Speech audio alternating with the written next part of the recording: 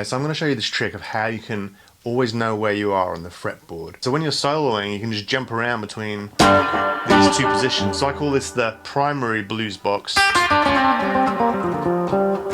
And then here's the secondary blues box.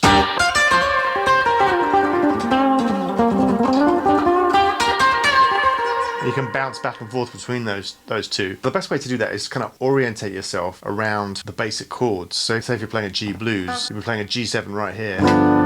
But the other main place you'd be playing a G7 would be here. So you basically got a root 6 chord and a root 5 chord. And what you can do is use those two positions to build your scales. So the main scale you'd use in that position would be the minor pentatonic scale.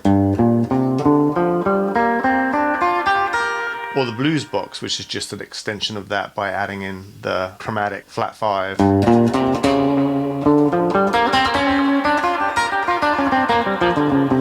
that's the most common scale. And then the exact same thing, but in an octave higher, is right here, built off the root 5. So you've got the G7 here, and then you've got the... Now, it's exactly the same shape. But when you get to the B string, everything on the guitar is compensated over one fret when you get to the B string because of the way the guitar's tuned. So it's tuned down a half step here, so you go up whenever you're playing the patterns. So basically it goes like this. So that's the pattern.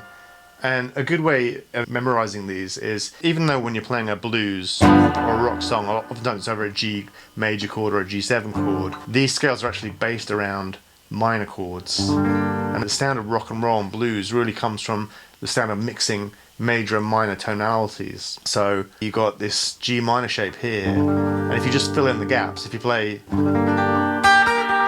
can see how the pentatonic is just kind of right there under your fingers. And it's the same thing if you play a G minor here. It's right there under your fingers. That's the way the pentatonic fits.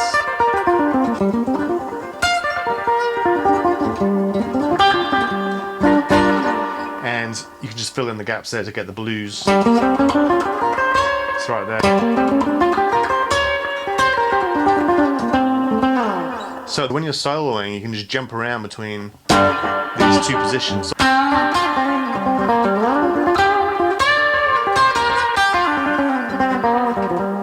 So that's a really good way. So you can do that in any key. If you're in the key of A, just kind of start by just kind of orientating yourself there, like that, back and forth, and then your scales.